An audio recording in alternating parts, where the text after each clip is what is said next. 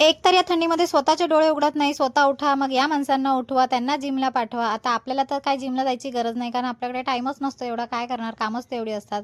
आज होती देवदिवाळी म्हणून म्हटलं काही गोडधोड करूया, म्हणूनच हा शिरा करायला घेतला होता. ह्याच्यामध्ये केळं वगैरे काही घातलं नव्हतं, मला एवढं काही फारसं जमत नाही शिरा करणं, तरीही केला होता आणि छान झाला होता. घरातल्यांनी तो मस्तपैकी खाल्ला होता, मी पण थोडासा खाल्ला होता. त्यानंतर कामं करत होते आणि पप्पा बसले होते ते पेपर वाचत. आई विचारत होता त्यांना, "बाबा काय करताय?"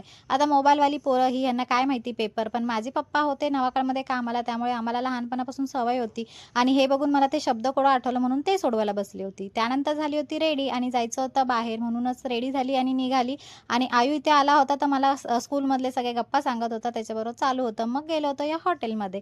मला खायचं होतं खूप दिवसापासून डोसा, या हॉटेलचा मला डोसा खूप आवडतो. मग ऑर्डर केला होता आम्ही हा साधा डोसा, जो आयु खाणार होता आणि मी काहीतरी नवीन ट्राय म्हणून हा साधा डोसाच आहे, बट घी पोडी डोसा असं म्हणतात.